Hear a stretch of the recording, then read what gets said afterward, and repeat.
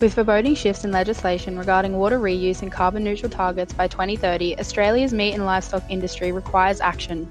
LFL Consulting was engaged in a preliminary design for the treatment of abattoir wastewater effluent with a focus on resource recovery and waste mitigation.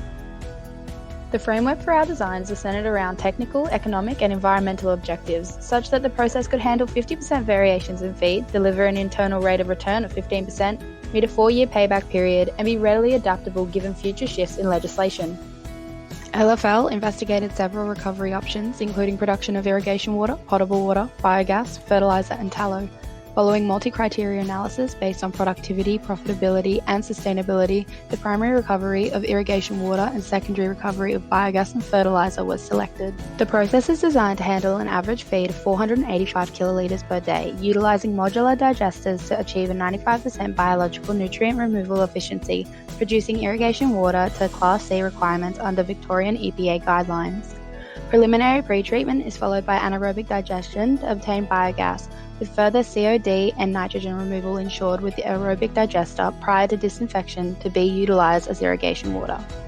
With the intent to boost revenue and implement waste reduction measures, the PFD was amended to include biogas processing to allow splicing with natural gas, and dewatering units were included to produce a fertiliser additive from the waste sludge.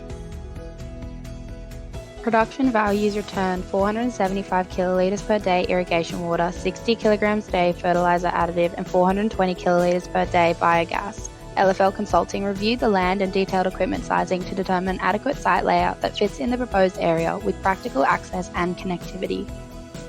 Risk assessment via a HAZOP study indicated priority areas for risk mitigation to be the removal of controls to simplify operations and addition of redundancies for process reliability.